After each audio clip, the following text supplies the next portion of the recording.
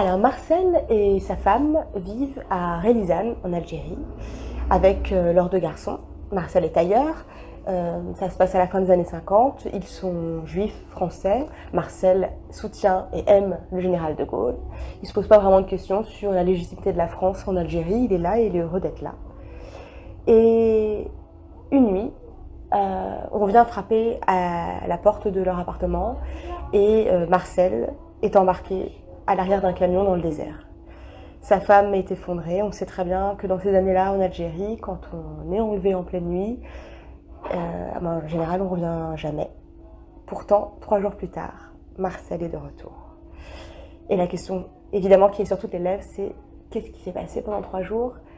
À quoi a-t-il consenti ou renoncé pour avoir le droit de revenir? Vous le saurez en lisant Le tailleur de Relizane.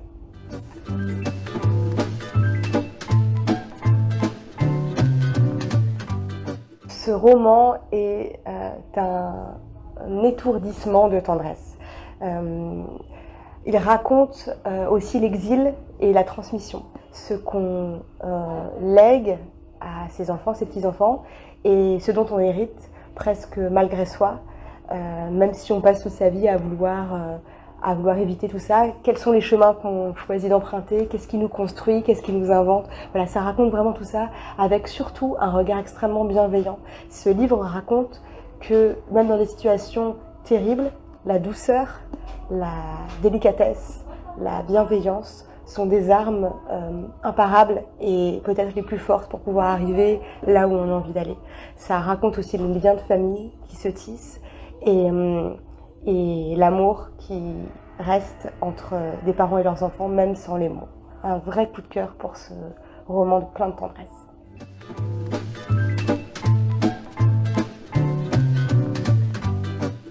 Marcel, c'est-à-dire de Relizane, c'est le grand-père de Olivia El-Kaïm, l'autrice de ce roman. Elle raconte son histoire et par là même lui rend un véritable hommage à lui, à sa grand-mère, mais aussi à son père.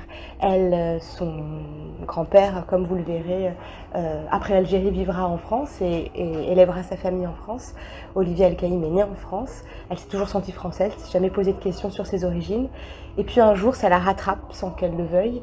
Et quand elle pose la question à son père, avec qui elle n'avait jamais eu ce genre de discussion, il débarque chez elle, les valises pleines de lettres, de photos, de souvenirs, de toute son enfance et de toute l'histoire de son propre père en Algérie.